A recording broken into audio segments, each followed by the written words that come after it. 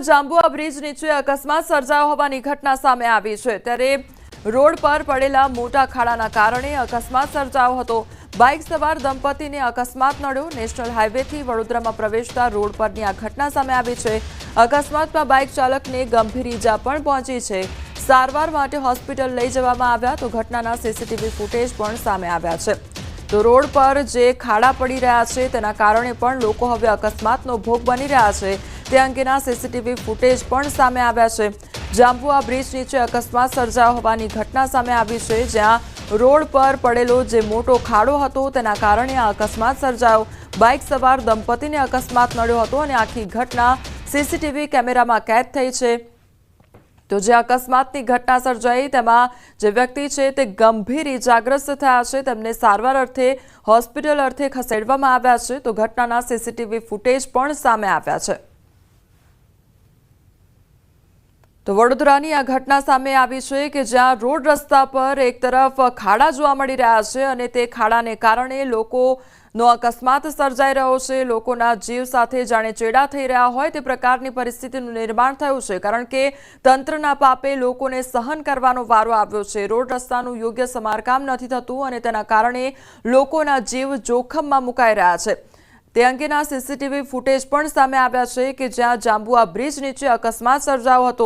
Road રસ્તા પર ખાડા પડેલા જોવા મળ્યા હતા અને તેના કારણે આ દંપતીને અકસ્માત નડ્યો તો બાઇક ચાલકને ગંભીર ઈજાઓ પણ પહોંચી છે। તેમને સારવાર અર્થે હોસ્પિટલ ખાતે ખસેડવામાં આવ્યા છે।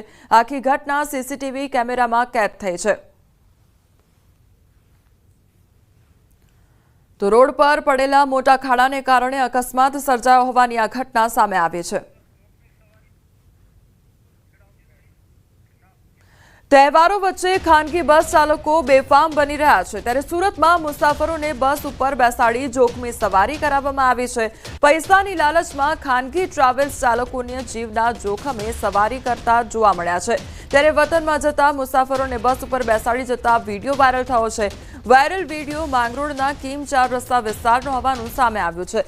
બેલગામ ખાનગી બસ ચાલકો સામે કડક કાર્યવાહી થવી ખૂબ જરૂરી છે। કોઈ મોટો અકસ્માત સર્જાય તો જવાબદાર કોણ, તેને લઈને પણ અનેક સવાલ ઉદ્ભવી રહ્યા છે। ત્યારે સુરતનો આ વિડીયો સામે આવ્યો છે કે જ્યાં ખાનગી બસ ચાલક દ્વારા જે કેપેસિટી કરતાં પણ વધુ મુસાફરો લઈ જવામાં આવી રહ્યા છે। સંવાદદાતા કેતન અમારી સાથે જોડાઈ ગયા છે।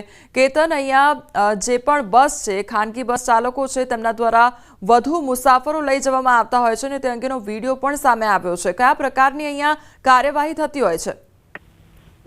ચોક્કસથી વાત કરું તો આજે સુરત અમદાવાદ જે નેશનલ હાઈવે નંબર 48 ઉપર જે સૌરાષ્ટ્ર તરફ જતી અને દાહોદ તરફ જતી લક્ઝરી બસોના સંચાલકો રૂપિયા કમાવાની લયમાં બેફામ મુસાફરોને છત ઉપર બેસાડીને લઈ જતો એક વિડીયો સોશિયલ મીડિયામાં વાયરલ થવા પામ્યો હતો। પરંતુ આવી કોઈ આ રીતે મુસાફરો ખીચોખીચ ઉપર બેસાડીને જતા હોય છે, એવા સમય દરમિયાન જો અકસ્માત થાય તો પરિસ્થિતિ શું થાય એ આ દ્રશ્ય કઈ કહી જાય છે। તદુપરાંત ખાસ કરીને જે જિલ્લાની અંદર આવેલા આરટીઓ ઓફિસરોની રહેમ નજર ધંધો ચાલતો હોય એવું ચોક્કસપણે દ્રશ્ય કઈ કહી જાય છે અને આજે લક્ઝરી બસના સંચાલકોની ઉઘાડી લૂંટ પણ સામે આવવા પામી છે। જી કેતન, સમગ્ર માહિતી બદલ આપનો આભાર।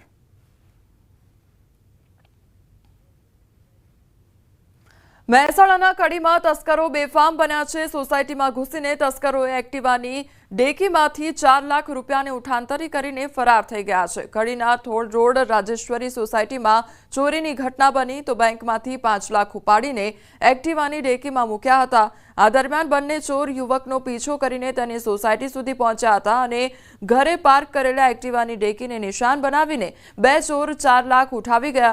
ચોરીની આ સમગ્ર ઘટના સીસીટીવીમાં કેદ થઈ છે। બીજી તરફ કડી પોલીસે સીસીટીવીના આધારે તપાસ કાર્યવાહી પણ હાથ ધરી છે।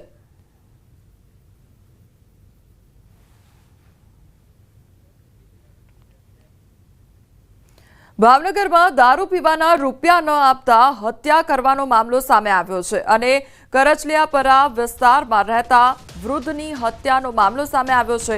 યુવકે પહેલા સિમેન્ટ બ્લોકથી માથામાં ઘા માર્યા, ભાગવા જતા નીચે પડ્યા અને છાતી પર બેસીને છરીના આડે ધડ ઘા ઝીક્યા। પૈસાને લઈને શરૂ થયેલો ઝઘડો હત્યા સુધી પહોંચી ગયો તો હત્યા કરી બાઇક પર ભાગતા યુવકનો સીસીટીવી ફૂટેજ પણ સામે આવ્યો છે।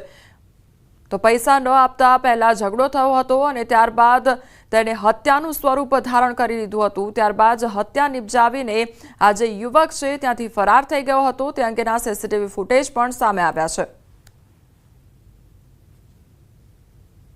જેમાં છગનભાઈ ગોહિલ પોતાની સાયકલ લઈ અને સવારે 9 વાગે જતા હતા.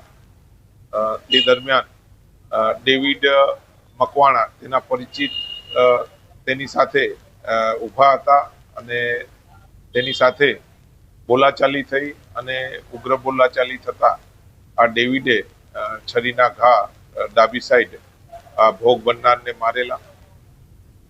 ભોગ બનનારને સટી હોસ્પિટલમાં લાવવામાં આવેલા અને ટૂંકી સારવાર બાદ તેમનું મૃત્યુ થતા આ હત્યાનો બનાવ બનેલ છે.